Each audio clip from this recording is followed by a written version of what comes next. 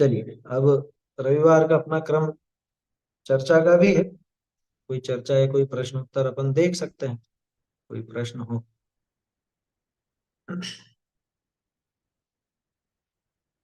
बोलो। ऐसा कुछ होता है कि अपन जैसे कोई भी क्षेत्र में जाते हैं, तो वो क्षेत्र में जाने के बाद अपने परिणाम थोड़े विशुद्धता को प्राप्त होने लगते हैं।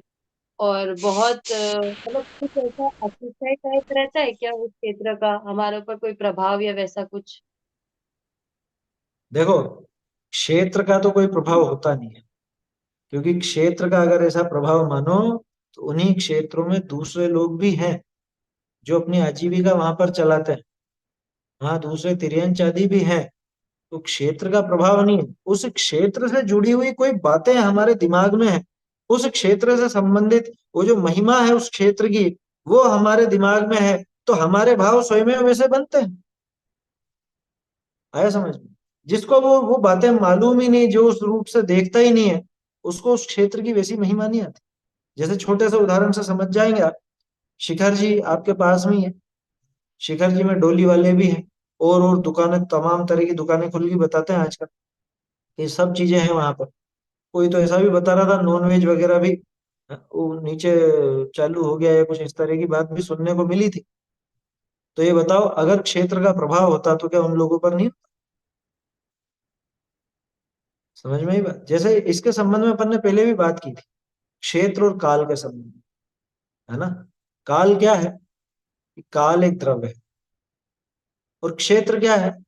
कि क्षेत्र भी आकाश के वो प्रदेश ही तो हैं।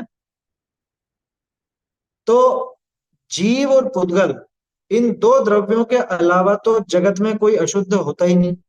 शुद्ध और अशुद्ध होने की शुद्ध अशुद्ध पर्याय तो सिर्फ इन दोनों की होती है। बाकी धर्म अधर्म आकाश काल ये तो त्रिकाल शुद्ध ही है। त्रिकाल शुद्ध है ना। तो क्षेत्र तो कोई परिवर्तित हुआ नहीं। क्षेत्र में कोई शुभ क्षेत्र और कोई अशुभ क्षेत्र ऐसा होता नहीं। ये तो सामान्य रूप से समझने के लिए अपन ऐसा कहते हैं कि जिस क्षेत्र में आकर हमारे भाव अच्छे हो जाएं, उस क्षेत्र को हम शुभ कह देते हैं। जिस क्षेत्र में जाकर के भाव बिगड़ते हो, उस क्षेत्र को बुरा कह देते हैं। ये मंदिर बहुत अच्छी जगह है, और फिल्म थिएटर वो बेकार जगह। शराब की दुकान बहुत गलत जगह है, ऐसी जगह पे जाना ही क्यों कहा जाता है? जगह में कोई खराबी है क्या? ये खराबी तो इसमें है, लेकिन ये वहां जाता है तो गड़बड़ करता है, इसलिए उस क्षेत्र की मना की जाती है। अथवा वहां जाता है तो इसके भाव अच्छे बनते हैं, इसलिए उस क्षेत्र की महिमा गाई जाती है। समझ में आ रही है बात? तो वास्तव में क्षेत्र में ऐसा कुछ नहीं होता। ये अपने भावों के अनुरूप है। ये बताओ, जैसे अपने 20 तीर्थंकर शिखर जी से मोक्ष गए, ठीक है ना। तो शिखर जी महान है इसलिए वो वहां से मोक्ष गए, या वो वहां से मोक्ष गए इसलिए शिखर जी महान कहलाए? हम्म? उन्होंने तो ऐसा नहीं चुना ना कि मैं ये महान जगह ये यहां से जाऊं। ऐसा तो उन्होंने नहीं चुना। समझ में आई बात? हाँ, ये बहुत बड़ी बात है। वस्तु इष्ट अनिष्ट नहीं होती। जब वस्तु इष्ट अनिष्ट नहीं होती, तो काल भी इष्ट अनिष्ट नहीं होता, क्षेत्र भी इष्ट अनिष्ट नहीं होता। इष्ट अनिष्ट अगर कोई है तो वो अपने भाव है। देखो, इन चारों पे लगा सकते हो, द्रव्य क्षेत्र काल भाव पे लगा सकते हो। कोई द्रव्य माने कोई वस्तु इष्ट अनिष्ट नहीं होती, कोई क्षेत्र इष्ट अनिष्ट नहीं होता, कोई काल इष्ट अनिष्ट नहीं होता। और भाव, भाव जरूर इष्ट अनिष्ट होते हैं। कि वो भाव जो संसार में भटकाने में कारण बने, वो भाव अनिष्ट। राग द्वेष ही तो अनिष्ट है ना, मिथ्यात्व ही तो अनिष्ट है ना। मिथ्यात्व राग द्वेष ये अनिष्ट भाव, और सम्यक दर्शन ज्ञान चारित्र इत्यादि इष्ट भाव। ऐसा समझ। तो असल में वो क्षेत्र का प्रभाव नहीं है, वो उस क्षेत्र से हमारा जुड़ान ही कुछ ऐसा है कि वहां पे जाते हैं या उसके संबंध में विचार करते हैं तो अपने आप ही एक वो शुभ भाव बनते हैं। और शुभ भाव भी किसके बनेंगे? जिसकी योग्यता होगी उसी के ही बनेंगे। आया समझ? अन्य मत की बात तो छोड़ो, वहां जो डोली वाले या जो व्यापारी हैं, उनकी बात तो छोड़ो। जैन ही लाखों जैन जाते हैं अपने तीर्थ क्षेत्रों पर, लेकिन क्या सबके वैसे भाव होते हैं? वहां जाकर के भी उनके वो बाजार की चीजें और वो नहीं छूटती, वो वेफर्स और वो सब चीजें साथ में लिए लिए घूमते हैं, पता नहीं क्या क्या खाते रहते हैं, पीते रहते हैं। वो सब दुकानें ऐसे ही थोड़े ना खुल गई हैं, उनके ग्राहक है तो ही तो खुली है ना। और आप उसको एक अपने तीर्थ के रूप में देखते हो। दूसरे जो अन्य मत्ती हैं, वो खुद का तीर्थ बताने लग गए आजकल, तो झगड़े चल रहे हैं ना बहुत। वो कहते हैं ये तो हमारे, वो पता नहीं जाने क्या मरांग गुरु बोलते हैं वो, कि मरांग गुरु का स्थान, उनके कोई देवता होंगे। मतलब वो मानते हैं इस तरह। ऐसे ही इधर कब्जा है, सब जगह यही हाल है, क्या करें। गिरनार जी के संबंध में भी वैसी बात आती है, और जगह भी वैसा होता है। तो ये तो अगर क्षेत्र में वो बात होती तो फिर सभी उसी रूप में देखते, लेकिन क्षेत्र में वो चीज नहीं थी। वो तो अपने ही भाव थे, स्वयं अपने ही भाव थे। ध्यान रखना, यहाँ पे क्षेत्र को अपन हल्का नहीं देख रहे, लेकिन भाई वास्तविकता ये है कि क्षेत्र या काल, इससे कोई जीव पर ऐसा प्रभाव पड़ जाता हो अपने आप ऑटोमेटिक, ऐसा नहीं होता। देखो भगवान की प्रतिमा को सम्यक दर्शन में निमित्त कहा, ठीक है ना। तो निमित्त कहा है, क्यों कहा है? कि जो जीव स्वयं सम्यक दर्शन प्रकट करे उसके लिए वो निमित्त है। चोर के लिए, चोर के लिए तो वो चोरी का निमित्त है। बोलो, अगर प्रतिमा से सम्यक दर्शन होता तो वो चोर को चोरी का भाव ना करके सम्यक दर्शन का भाव आना चाहिए। बात समझ में आ रही है? तो मैं क्या कहना चाह रहा हूं, अपन वो उसकी हीनता नहीं देख रहे, बल्कि वो वस्तु स्वरूप ऐसा है कि जब जीव स्वयं ऐसे परिणाम करे तो उसमें वो वस्तु, वो क्षेत्र, वो काल, उन सबको अपन एक निमित्त रूप से कह देते हैं। काल को दोष देते तो है, पंचम काल है, पंचम काल है, पंचम काल। पंचम काल ने क्या करा दिया? तुम करते हो पाप इस काल में, इसलिए पंचम काल को हीन कहा जाता है। पंचम काल कहता है कि तुम ऐसे ऐसे पाप करो या तुम सम्यक दर्शन मत लो। पंचम काल तो कुछ नहीं कहता, तो काल है। आया समझ में? ऐसा है। क्षेत्र और काल के संबंध में पहले भी चर्चा हुई थी मेरे ख्याल से, एक आध बार पहले आ चुकी थी बात इस तरह। और सभी क्षेत्र से मतलब भगवान मोक्ष गए ऐसे कह सकते हैं ना। सिद्ध भगवान हाँ, हुए ही है हर एक क्षेत्र से, सिद्ध तो हर प्रदेश जगह से, से हुए हैं। हर एक प्रदेश एक एक से कह सकते हैं। ढाई द्वीप में ऐसी कोई जगह नहीं, अरे जहां अपन बैठे हुए हैं वो भी, है ना। लेकिन वो एक अपन ने उसकी स्थापना इस तरह से नहीं की, इसलिए नहीं तो कोई इसका पक्ष लेकर के प्रमादी हो जाए, शिथिलाचारी हो जाए, और कहे कि देखो मैं तो हर कहीं पे नमस्कार कर लेता हूँ। क्यों? क्योंकि सभी जगह से भगवान हुए। मैं तो खंबे को भी नमस्कार कर लूंगा, यहाँ से भी गए हैं। मैं तो वो जहाँ पे क्या कहें, सप्त व्यसनों के जो अड्डे हैं समझ लीजिए, या फिर जो शराब आदि की दुकान है, यहाँ से भी गए, तो मैं तो इनको ही नमस्कार करने के लिए खड़ा था यहाँ। बोलो, ऐसा ऐसी विपरीतता नहीं हो, इसलिए हर कहीं पर वो विधि नहीं लगाई जाती, हर कहीं पर नमस्कार भी नहीं किया जाता, और हर किसी की ऐसी मान्यता भी नहीं होती। अपन ने जहां से मोक्ष गए और जिनका प्रमाण मौजूद है, उनको अपन तीर्थ क्षेत्र कहते हैं और उन्हीं को नमस्कार करते हैं। इसीलिए शिखर जी का, कैलाश पर्वत का, गिरनार जी का, पावापुर का, चंपापुर का, और जो अपने स्थान है दूसरे, उन सबका इसीलिए महत्व है। तीर्थों के लिए इसीलिए एक बहुमान का भाव आता है। होने को तो हर जगह से सिद्ध हुए, लेकिन वहां की प्रामाणिकता है ना, वहां के प्रमाण भी अपने को मिलते हैं, तो अपने आप ही वैसी भावभूमि बन जाती है।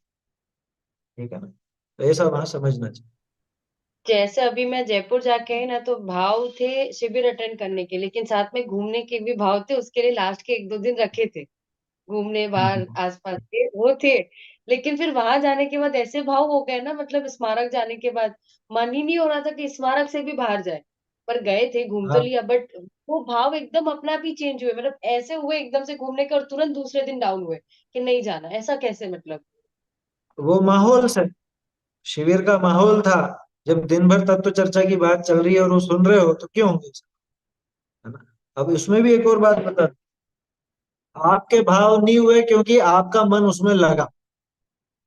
और बहुत से लोग वहां जाते हैं और नहीं लगता है मन, तो वो कुछ नहीं करना है, खाने के टाइम पे पहुंच जाओ, खाना खाना है, बाकी तो इधर उधर ही घूमते रहते हैं। ऐसे ऐसे लोग भी होते हैं, हमने तो खूब देखे हैं।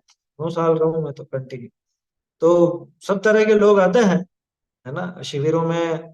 वो अपने ऊपर ही है असल, उस माहौल का ही फर्क पड़ता है। उसी जगह रह करके कोई बुरे से बुरा पाप भी कर सकता है, उसी जगह रह करके कोई आत्म साधना भी कर सकता है, कोई बड़ी बात थोड़ी ना। पर वहां का माहौल ही थोड़ा मुझे ऐसा टाइप का लगा कि मतलब एकदम परिवर्तनशील है, मतलब ऐसा कहीं देखा ही नहीं, ऐसा लगने लगा कि परिवर्तनशील है ये माहौल, ऐसा लगा। तो वो जगह नहीं है, वो माहौल है। वो माहौल उस शिविर का, उस शिविर में जो बात चली उसका है। आया समझ में?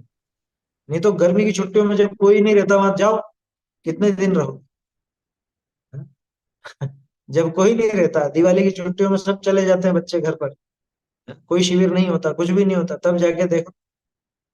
तो माहौल का असर आया समझ में? उस तत्व ज्ञान की बात का असर है, और उसकी आपकी रुचि है तो आपको वो जचता है। जिसको वो रुचि नहीं हो, तो अरे कंटाला आ रहा है यहाँ से, तो चलो और कितने दिन का बचा। लोगों को ऐसा होता है, समझना चाहिए। एक और क्वेश्चन था, बोलिए। छोटा ही। एक क्वेश्चन और है, छोटा ही है। ये सब लोग बोलते हैं ना कि पंच कल्याणक तो जिंदगी में एक बार चाहिए, वो निमित्त बनता है, पंच कल्याणक अटेंड करना ही चाहिए, सम्यक दर्शन में निमित्त होता है। लेकिन भाव ऐसी भीड़ भड़क्के वाली जगह में जहाँ पे इतने सारे लोग आते हो, वहां पे जाओ रहो, वो भाव बिल्कुल नहीं होते। भीड़ भाड़ी जगह पसंद ही नहीं आती, पता नहीं क्यों। तो इसमें प्रश्न तो क्या है? तो ये चीज मतलब पूरी जिंदगी में एक बार पंच कल्याणक अटेंड करना जरूरी है? देखो, जरूरी तो कुछ भी नहीं है। आया समझ में? जरूरी तो क्या है? वो तो अपने भाव है। आपको वहां पे रुचता हो और वहां पे अपना कल्याण नजर आता हो, चाहिए, जाना चाहिए। और अगर नहीं जा पा रहे हैं या कुछ भी नहीं, तो कम से कम अपन यहाँ बैठ करके तो वो काम करें जो वहां जा करके करते हैं। समझ में नहीं बात? तो हार्ड एंड फास्ट तो कुछ भी नहीं होता है। जिनागम में कोई चीज ऐसी नहीं कि नहीं नहीं ये काम तो तुमको करना ही है, ये वाला तो जरूरी है, इसके बिना तो तुम्हारे मोक्ष नहीं हो। भैया, अनिवार्य चीज सिर्फ सम्यक दर्शन ज्ञान चाहिए, उसके बिना काम नहीं चलेगा। बाकी कोई क्रिया ऐसी नहीं है कि जिसके बिना काम नहीं चले। भरत जी को देख लो ना, 28 मूल गुण तक उनके जीवन में नजर नहीं आते, क्योंकि अंतर मुहूर्त में तो केवल ज्ञान। तो अनिवार्य चीज अगर कोई है तो वो तो सम्यक दर्शन ज्ञान चाहिए, तत्व विचार अनिवार्य है। बाकी तो कुछ भी अनिवार्य नहीं है। ये नहीं कह रहा हूं कि नहीं जाना या नहीं करना, मैं वो नहीं कह रहा हूं, ध्यान रखना। वो तो जाना ही सही, क्योंकि सम्यक दर्शन आदि की भूमिका वहां बनती है, वहां अपने को तत्व मिलता है, तो जाना ही सही। लेकिन आपने जो पूछा कि वो कंपलसरी है क्या, तो कंपलसरी जैसी कोई चीज जिनागम में नहीं होती, सम्यक दर्शन ज्ञान चरित्र के अलावा। उनके बिना मोक्ष मिलने वाला नहीं है, ये बात पक्की। सम्यक दर्शन आदि के और उसके जो अनुकूल निमित्त हैं, तो ये जीव अपने आप उन अनुकूल निमित्तों की तरफ भी जाता है। हाँ, बहुत से जीव ऐसे भी होते हैं कि जिनको उन अनुकूल निमित्तों की आवश्यकता नहीं रहती, उसके बिना ही अपना कल्याण कर लेते हैं, जैसा अपन ने भरत जी का उदाहरण देखा। आया समझ में? तो ये तो अपनी रुचि की और उसकी बात है। जाए, अच्छी बात है। एक मिनट देखते हैं अपन, एक प्रश्न पहला आया ना लिखा हुआ। अ, हाँ, हर्षवर्धन जी का। हरे फल चढ़ाने में क्या दोष है? हरे फल सचित्त होते हैं, है कि गए? हाँ, देखिए, हरे फल जो हैं वो सचित्त होते हैं, और सचित्त का अर्थ क्या है? उनमें जीवों की संख्या बहुत ज्यादा है, असंख्य जीव, असंख्य जीव। और भगवान की जो अपनी पूजा पद्धति है, हमारी जो जैन धर्म में पूजा पद्धति है, उसमें उत्कृष्ट द्रव्यों की बात तो है, लेकिन उत्कृष्टता के पहले अहिंसक वृत्ति जरूर देखी जाती। माने हमारे जो द्रव्य है वो प्रासुक होने चाहिए और अचित्त होने चाहिए।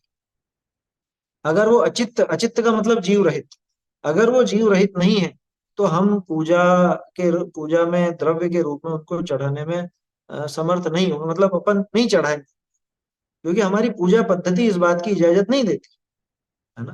तो सचित्त फल जैसे कि केला, आम, खजूर और जो भी हरित काय के फल हैं, उनको हरे फल की, प्रश्न तो हरे फल के ऊपर ही था। हरे फल को ही अपन सचित्त भी कहते हैं। तो जितने भी हरे हैं, हरे का मतलब रंग से हरे नहीं, ध्यान रखना, हरित काय। नहीं तो कहे कि केला तो पीला है साहब, ये अनार तो लाल है, ऐसा नहीं। नहीं, लेकिन भक्ष्य है ना, ये तो बहुत से ऐसा भी तर्क करते हैं कि लेकिन ये तो भक्ष्य है, अपन खाते भी तो हैं। अरे भैया, भक्ष्य होने और नहीं होने का लेना देना नहीं है यहाँ। यहाँ पे तो सचित्त है, हरित काय है, तो उसमें असंख्य जीव हैं, और जिसमें जीव होते हो ऐसे द्रव्यों को अपन भगवान की पूजा में नहीं चढ़ाते, है ना। उसमें वो जीवों के घात का दोष आता है, जीवों के घात का उनमें दोष होता है, इस वजह से अपन उनका उपयोग पूजा के रूप में नहीं करते। पूजा में जब चलते हैं तो वो हम्म, प्रतिमा तो वो अलग चीज होगी। सचित्त त्याग प्रतिमा नाम से एक प्रतिमा होती है ना। तो सचित्त त्याग प्रतिमा पांचवी प्रतिमा, तो वो क्यों करते हैं उसका त्याग, प्रश्न तो अपना ही है। सचित्त त्याग प्रतिमा क्यों ली जाती है, क्योंकि सचित्त में दोष ज्यादा है, जीवों का घात ज्यादा है, इस वजह से, है ना। तो हमारी पूजा पद्धति में अपन अहिंसक वस्तुओं को वापरते हैं, इसलिए सचित्त त्याग मतलब सचित्त वस्तुओं को, हरित काय को, हरे फलों को भगवान को नहीं चढ़ाया जाता। ठीक है। देखिए दो रेज हैंड है ना, पूछ लीजिए। ये बीच में किसी का लिखा हुआ भी था, क्या था? मैं पूछूं? हाँ पूछिए। ये पद्म प्रभु भगवान का तो चिन्ह लाल कमल है और नमीनाथ हाँ भगवान का नील कमल है, तो इनमें दोनों में हाँ, क्या समानता है, क्या असमानता है? बहुत अंतर है दोनों में। देखो क्या? लाल कमल तो वो गुलाबी होता ही है, नील कमल असल जी में जी। हल्के से नीलेपन पे सफेद रंग का होता है, और ऐसा उसको जी, कुमुद कहते हैं, है ना। नील उत्पल, उत्पल, उत्पल किसको कहा कहते जाता हैं है उसको। उत्पल? नील कमल को? उत्पल बोलते हैं नील कमल को, है ना। नील कमल का नाम उत्पल भी है। और एक तो अंतर उसमें ऐसा नजर आता है कि जो कमल है, लाल कमल बोलते ही नहीं, कमल ही बोलते हैं। नील कमल के लिए जरूर नील कमल आता है, कमल तो लाल ही होता है। तो कई कमल जगह माने किताबों में पद्म। लाल कमल लिखा है। हाँ ठीक है, वो तो लाल कमल समझाने के लिए लिखा, कमल माने लाल कमल, ऐसा। जी लाल बोलने की जरूरत नहीं है ना।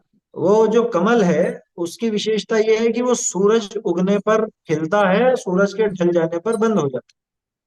और ये जी। जो नील कमल है, इसके बारे में ऐसा सुना है कि ये रात में खिलता है, ये दिन में नहीं खिलता, ये रात में खिलता है। ये भी एक अंतर है ना। तो ऐसा दोनों में अंतर है, दोनों में भिन्नता है, दोनों की बनावट में भी अंतर। नील कमल जी जो है वो क्या कहें अपन, जैसे उसको शायद लिली कहा जाता है। लिली जो फूल होता है, वाटर लिली, तो वाटर लिली वो नील कमल है। जैसे वो दोनों ही एक इंद्रिय है, हाँ दोनों एक इंद्रिय, उसमें कोई ऐसा नहीं, वो तो दोनों एक दोनों ही इंद्रिय। वनस्पति का एक है हाँ और दोनों ही जल में रहते हैं। हाँ, तो कमल तो सारे जल में ही होता है। तो फिर मतलब दोनों भगवान के से कमल ही कमल हुए। नहीं तो इसीलिए ये तो मैं पूछ रही चिन्ह वाली थी। बात है, उसमें तो क्या कह सकते हैं, ये तो चिन्ह है ठीक। पहचान के लिए।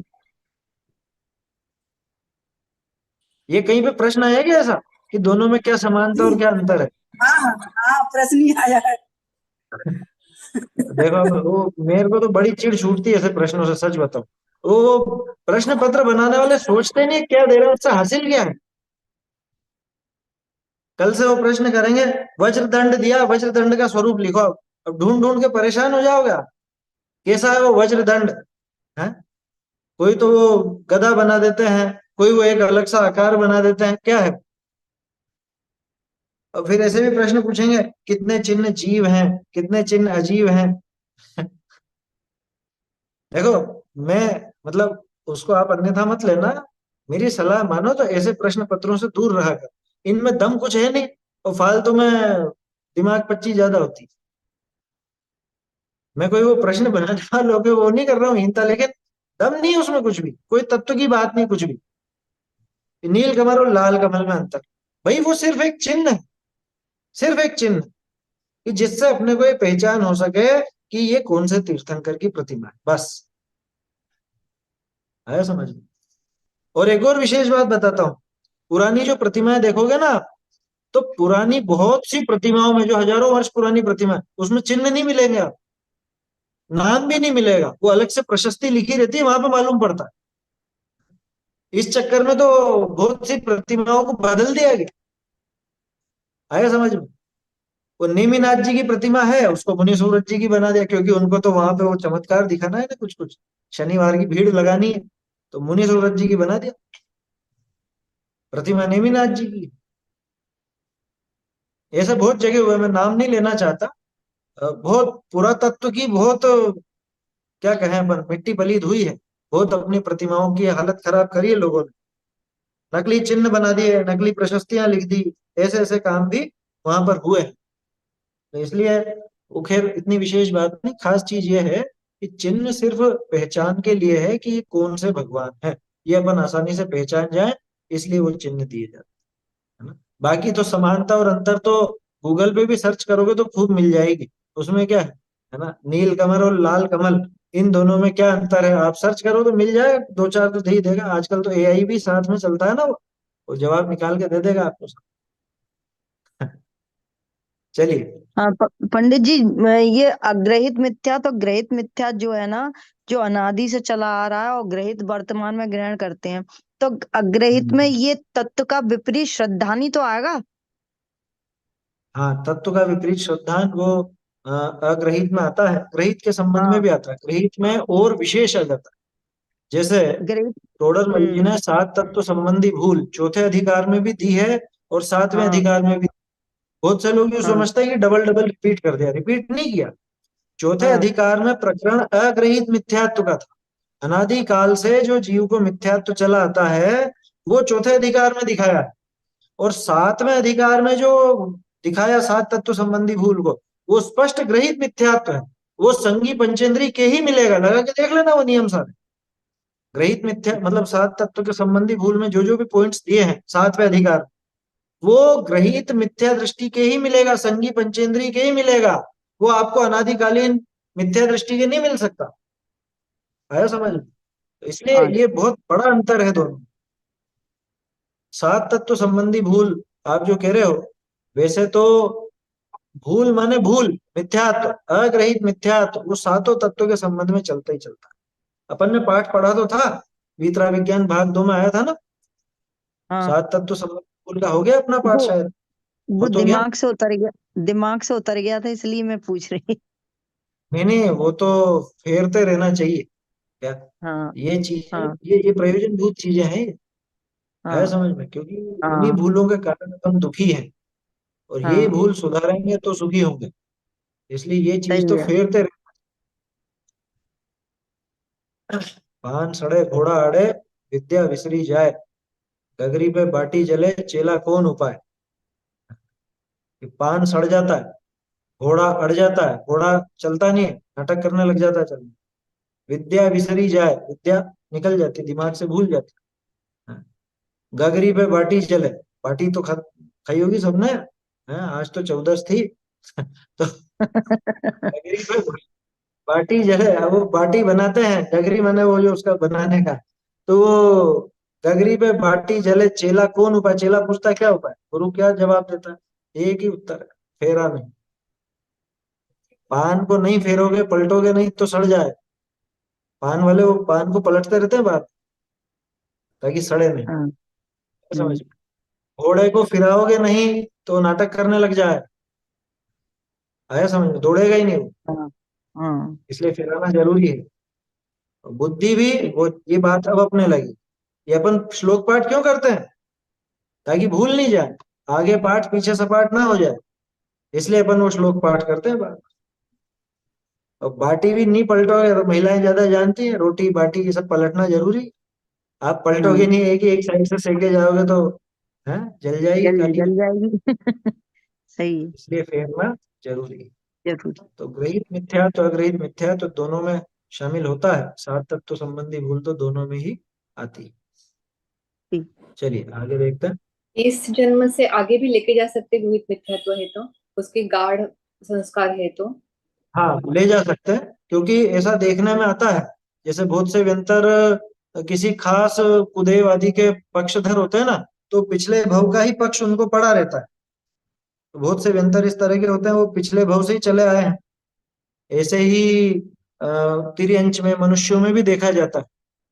तो ग्रहित मिथ्या तो जा सकता है, आगे के संस्कार वशात आगे भी जाता है, कोई बड़ी बात नहीं उसमें, हाँ, इसलिए वो बात नहीं कि इसी भव में नया ग्रहण किया, वो नहीं लगा। नया ग्रहण किया है लेकिन वो इसी भव का है कि पिछले से और चला आया है, वो भी थोड़ा सा सोचने की बात है। बोलिए भैया। भाई साहब, जैसे वो श्लोक आता है, उत्पाद व्यय द्रव्य युक्तम सत, तो हम्म उत्पाद और व्यय की क्यों आवश्यकता है जानने की? मतलब उत्पाद और व्यय, वस्तु में उत्पाद और व्यय की क्यों मतलब जरूरत है? हमें देखो दृष्टि कर रही वस्तु, है। हाँ, वस्तु का स्वरूप दिखाया वहां पे, है ना। स्वरूप दिखाया तो द्रव्य गुण पर्यायवान है ना। द्रव्य जो है हम्म, वो गुण पर्याय वाला है। तो गुण पर्यायवत द्रव्यम जब कहा गया, तो क्या तीनों एक जैसे हैं? कि तीनों एक जैसे तो नहीं। अलग तो अलग। फिर उत्पाद व्यय द्रव्य युक्तम सत, वहां से ये उत्पाद से, व्यय से, द्रव्य से, इन तीनों से अपने को द्रव्य गुण पर्याय का स्वरूप ख्याल में आता है। माने अगर उत्पाद व्यय नहीं हो, यानी कि पर्याय नहीं हो, तो फिर तो कुछ बात ही नहीं रही। फिर मोक्ष किसको प्राप्त करना है? संसारी कौन है? किस दशा का नाश करके कौन सी दशा प्रकट करनी? और ये बातें हो क्यों रही है? तो ये तो स्पष्ट दिख रहा है कि उत्पाद और व्यय तो है ही सही। तो उत्पाद और व्यय को समझने में समस्या नहीं है। समस्या क्या है कि उत्पाद व्यय से पार कैसे देखा जाए। क्योंकि हमेशा उत्पाद और व्यय तो हमको नजर आता है कि ये हो गया, अब ये हो गया, अब ये हो गया, अब ये हो गया। तो नई नई चीजें होना और पुरानी चीजों, मतलब नई पर्याय सामने आना, पुरानी पर्याय का व्यय होना, वो तो स्पष्ट नजर आ जाता है। खास चीज है इस उत्पाद और व्यय के बीच में एक ध्रुव भी है। क्या? जो पिछली दशा में भी था, जो इस दशा में भी है, वो ध्रुव उस पर्याय में ही मौजूद है। और उसका आधार कौन है? कि उसका आधार है वो ध्रुव तत्व।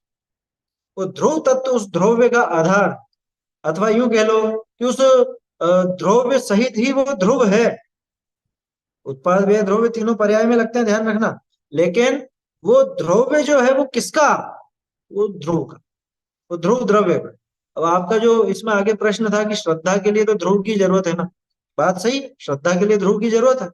लेकिन श्रद्धा सही करने के लिए ध्रुव की ही आवश्यकता है, इस बात को लेकर के पर्याय को हटा तो नहीं सकते ना। भाई पर्याय तो वस्तु में शामिल ही है। और वो श्रद्धा खुद क्या है?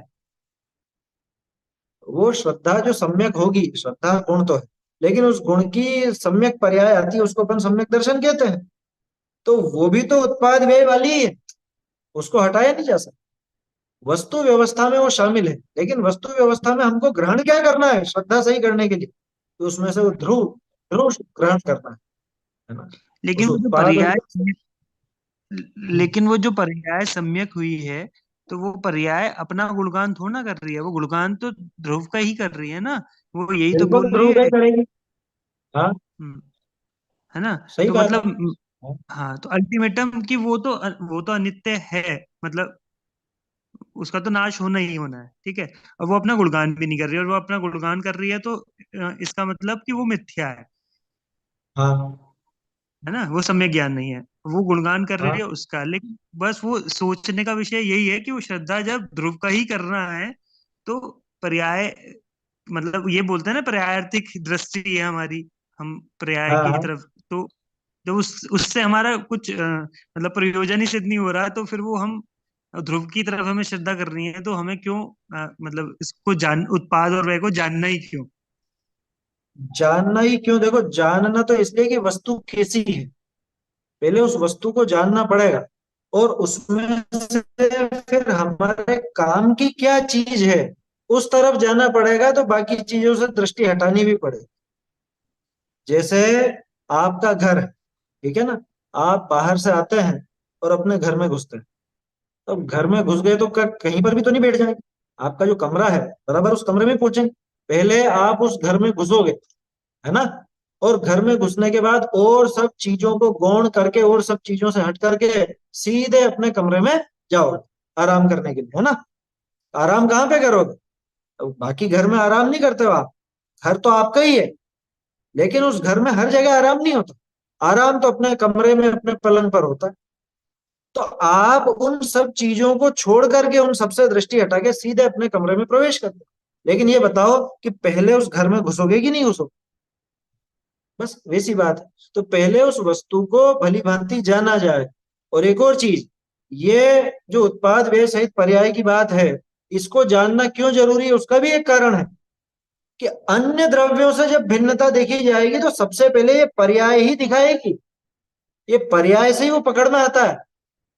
क्या किसी भी वस्तु को जब हम पकड़ते हैं तो उसकी पर्याय के माध्यम से ही पकड़ते हैं। द्रव्य और गुण तो स्पष्ट होते ही नहीं कभी, पर्याय ही परिचय देती है। आया समझ में? बाबूजी तो कहते थे द्रव्य तो मोनी बाबा है। क्या वो कुछ बोलेगा नहीं, पर्याय उसका परिचय देगी। और परिचय किस रूप में देगी? जैसे ये अपना पूरा शरीर है, ठीक है ना। अब पूछा गया कि तुम कौन हो, तो इधर से ये आवाज आई कि मैं ये पुरुष हूं, ठीक है ना। अब कोई कोई कितना झूठ बोलती है, ये जीबान इतनी सी 2 इंच की जीबान है, ये बोल रही है, इसको तो ये बोलना चाहिए कि मैं जीबान हूं, मैं जीबान हूं, ये कहना चाहिए। ये मैं पुरुष हूं, पूरा इतना बड़ा शरीर, ये कह रही है मैं ये हूं। बोलो, जीबान अगर ये कहे कि मैं जीबान हूं तो झूठी। और जीबान ये कहे कि मैं ये शरीर में पुरुष हूं तो वो सच्ची। ठीक है ना। लेकिन अब इसके पहले खास बात क्या है ना, तो प्रश्न क्या था कि इनको जानना जरूरी क्यों है। कि जीबान को भी जानोगे कि नहीं जानोगे, वो जानना तो होगा। समझ में आई बात? तो कहने का अर्थ यह है कि वस्तु को जानने के लिए द्रव्य गुण पर्याय इन तीनों को समझा जाता है। ये ज्ञान का विषय है ना, उत्पाद व्यय इत्यादि ये सब ज्ञान का विषय।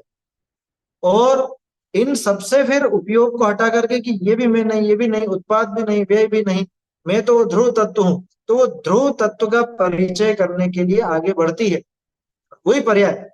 वो पर्याय जो पहले उस वस्तु को द्रव्य गुण पर्यायात्मक देख रही थी, उत्पाद व्यय द्रव्यात्मक देख रही थी, अब वही पर्याय इन सबसे हट करके उस अखंड तत्व की तरफ, उस द्रव्य की तरफ आगे बढ़ती है। लेकिन इन सबके बीच में से होके जाएगी ना, इसलिए उनका जानना भी जरूरी। तो श्रद्धा का विषय वो अलग हो जाता है, ये ज्ञान का विषय। उत्पाद व्यय द्रव्य ये सब चीजें ये ज्ञान का विषय, ज्ञान में ये सब चीजें आएंगी और फिर श्रद्धा इनमें से अपना एक विषय चुनेगी, ऐसा होता है। इसलिए वो जानना जरूरी। आपको ये विशेष जिज्ञासा है इस संबंध में, तो बाबूजी की चैतन्य की चहल पहल है, युगल जी बाबूजी की, उसमें लेख बहुत सुंदर है, सम्यक दर्शन और उसका विषय, वो आप पढ़ेंगे तो अच्छे से समझ में आएगा। हमारी तो पहले उस पर बहुत विस्तार से चर्चा चली है, ज्ञानोदय के विद्यार्थियों के लिए पूरी कक्षा ली थी उसके लिए मैंने। तो काफी मतलब चली है, काफी दिनों तक चर्चा चली, चारों लेख देखे थे हमने उस बाबूजी के, जो चारों लेख हैं, चैतन्य की चहल पहल। इसको पूछने का आशय इसलिए भी था कि जैसे द्रव्य द्रव्य में अनंत गुण, उसकी हाँ अनंत और जितने उसकी इतनी उतनी पर्याय, तो इतनी हम्म। सारी पर्यायों में फिर उसको एक ध्रुव को मतलब उसको लक्ष्य में लेना है, तो कैसे उनको हटाएगा? इतना सारा तामझाम हो गया कि इतने सारे नहीं गुण, नहीं, उतनी इतना सारा सारी। तामझाम नहीं हुआ, इतना सारा तामझाम नहीं हुआ। भाई अर्जुन को क्या दिखा? हम्म, मछली सिर्फ आंखें दिखाई दी वो। हम्म, ध्यान रखना, वो उदाहरण अन्य मत कहिए, ये सिर्फ अपन इस बात को समझने के लिए लेते हैं, अपने ऐसा कोई किस्सा नहीं हुआ, तो सिर्फ उदाहरण समझने के लिए ले रहा हूँ मैं। तो जैसे उसको वो दिखा, ये सब चीजें गायब तो नहीं होगी थी, वही थी, सिर्फ दृष्टि हम्म, तो हटानी है। जी। आया समझ? अभी ये देखो, ये क्या दिखता है, ये मेरी उंगली की तरफ है। अब मुझे एक बताओ, आप जहां भी बैठे हो, आपके कमरे में वो कुर्सी है या नहीं, वो टेबल है या नहीं, वो आपका पलंग है या नहीं, आपके पर्दे हैं या नहीं, और जो भी चीजें हैं, आपके दरवाजा वगैरह, और जो भी कमरे में होगा, आपके अलमारी कपड़े वगैरह और जो सब, वो सब है या नहीं? जी। तो अब उन सब में तो आप उलझिए क्या, इस उंगली को देखने में उलझिए क्या? कि जब कहा कि उंगली को देखो, तो आपका उपयोग अपने आप उंगली की तरफ आए, है ना। तो बाकी सबसे अपना आप हट गया। ये तो मुख्य गुण की व्यवस्था तो ज्ञान अपने आप कर लेता है। और श्रद्धा फिर जहां पे वो उपयोग स्थिर हुआ, वहां पे अपने आप ही वो श्रद्धा भी उधर की तरफ का प्रयास करे, तो सम्यक हो जाती है, उसमें कोई दिक्कत नहीं जी। है ऐसी। तो ताम झाम तो रहेगा हमेशा। जैसे वो बालक कहे ना कि पापा ये सब इन गाड़ियों को हटाओ, मैं साइकिल कैसे चलाऊंगा इस रोड पर। ये बेटा, ये गाड़ियां तो हटने वाली नहीं है, ये सब लोग तो आएंगे जाएंगे, इसमें से ही तुझको साइकिल चलानी, इनके बीच में ही तो हो जाता, कोई बड़ी बात नहीं है उसमें। ये बताओ, आपके घर में सारी चीजें हैं, लेकिन भोजन करते हो तो किन किन बातों की याद करते हो? जब भोजन करने रसोई में बैठते हो तो क्या बेडरूम याद आता? क्या नहीं। और चीजें जो आपका क्या कहें अपन, कहीं पे कबाड़ा भर रखा हो तो कबाड़ा याद आता? क्या वो आपका बाथरूम वगैरह याद आता? छत याद आती? क्या याद आता? ये भोजन के समय तो भोजन ही याद आता, वहां सामने देख रहे हैं बस, भोजन कर रहे हैं। तो उसमें कोई ऐसी बड़ी बात नहीं है, चीजें बहुत हैं, पर्याय बहुत हैं, अनंत अनंत पर्याय, तो उन सबको जानना पड़ेगा क्या? ये जानना किसी को नहीं पड़ेगा। अनंत गुणों की अनंत पर्याय होती हैं प्रति समय, तो वो सबको जान करके और फिर वो आत्मा की तरफ जाए, ऐसा नहीं है। देखो, अपन बात करते हैं स्व पर भेद विज्ञान, वैसी बात है ना, अभी समझ में आ जाएगा। स्व पर भेद विज्ञान के लिए स्व को भी जानना और पर को भी जानना। अब पर में तो पूरी दुनिया पड़ी है, मैं किस किस को जानने जाऊं? है ना? किस किस को जानने जाऊं कि ये मेरा घर है और ये बाकी के, ये भी मेरा घर नहीं, ये भी मेरा घर नहीं, ये भी मेरा घर नहीं, ये भी मेरा घर नहीं, ऐसे कितने द्रव्यों को जानने जाऊं, कितने घरों को जानने जाऊं? भाई अपने घर की तरफ देखे, क्योंकि बाकी सब पर हो गया। स्व और पर के भेद विज्ञान में एक तरफ अनंत द्रव्य और एक तरफ आत्मा, दिखने में ऐसा दिखता है, लेकिन वास्तव में एक तरफ आत्मा और बाकी दूसरी तरफ कुछ है ही नहीं। हो गया पर। पर करना और किसको कहते हैं? है ही नहीं। आया समझ में? यही तो है, उधर वो स्व की तरफ देखा, बाकी सब अपने आप पर हो गए, अपने आप पर हो गए। तो हर एक को जान कर करके पर करना पड़ा, ऐसा नहीं। पहले तो मैं उसको जानूं कि शर्मा जी का मकान ये दूसरे का है, ये वर्मा जी का मकान ये दूसरे का है, ये गुप्ता जी का दूसरे का मकान। ऐसे जरूरत ही नहीं है, ये मेरा मकान है, इसके अलावा बाकी सब न्यारे हैं, बस हो गया। और क्या करना? तो अनंत अनंत पर्याय हैं, और वो व्यय भी है और उत्पाद भी है, इतने सब झंझटों की जरूरत ही नहीं है। वो आत्म स्वरूप जहां नजर आता है, वहां ये सारी चीजों से दृष्टि अपने आप हट जाती है, उधर एकत्व तो होता है सम्यक दर्शन। ये विधि उसकी, है ना। अभी तो देखो समय भी हो गया अपना, और ये विषय वास्तव में विस्तृत है और समझने लायक। जो आपका प्रश्न है ना, बहुत बढ़िया है। ये श्रद्धा के विषय को कायदे से समझना चाहिए। इसमें उलझन बहुत खड़ी कर देते हैं लोग बाग, तरह तरह की बातें करके। इसलिए मैंने आपको सीधा पता दे दिया। बाबूजी का वो लेख पढ़ोगे तो आपको और बिल्कुल चबा चबा के खाना, मतलब एक एक शब्द अच्छे से समझना उसको, तो काम आएगा वो। जी। चैतन्य की चहल पहल में बढ़िया लेख है वो, सम्यक दर्शन और उनका भी उसका विषय ऐसा। तो दृष्टि का विषय भी उसको कहते हैं अपन, श्रद्धा का विषय बोलो, दृष्टि का विषय बोलो, एक ही बात है। ठीक है, चलिए समाप्त करते हैं अभी अपन, समय भी हो गया है। लगभग अगले हफ्ते से जहां तक अंदाजा है, अपना मोक्ष मार्ग प्रकाशक प्रारंभ हो जाना चाहिए। मैंने सोचा था कि देवशास्त्र गुरु की पूजा जल्दी हो जाएगी, लेकिन ठीक है, उसको अपन समझते हुए चल रहे हैं, इसलिए समय लग रहा है। तो अगले हफ्ते तक तो हो ही जाना चाहिए। तो आप लोग विचार कीजिए कि शाम के समय मोक्ष मार्ग प्रकाशक रखना है या रत्नकरण श्रावकाचार। अभी नहीं पूछ रहा हूँ मैं किसी से भी, हाँ। ये अपन, वो एक पोलिंग की व्यवस्था हो गई है आजकल शायद व्हाट्सएप में, और इसमें आप वोट दे सकते हैं। तो ऐसा कुछ अपन उस पर बना लेंगे, और जब 2-3 दिन बचेंगे उसके पहले ये निर्णय कर लेंगे कि शाम को मोक्ष मार्ग प्रकाशक लेना है या सुबह लेना है। और शाम का समय भी थोड़ा सा और जल्दी करेंगे अब, जब मोक्ष मार्ग प्रकाशक प्रारंभ होगा तब से कर ले, 7 बजे से कर लेंगे, क्योंकि दिन तो ढल जाता है। चलिए अभी समाप्त करते हैं अपन।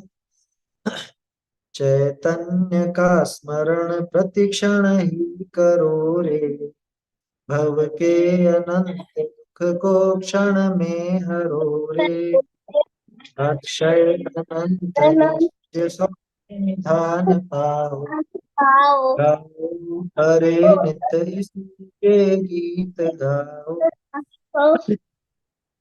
निज निधि निज में बताई, यह बता रे मेरे लिए वाणी तनाव से बाहर रहे, हम बाहर रहे। जिनवानी माता की जय हो, जिनवानी माता की जय हो, जिनवानी माता की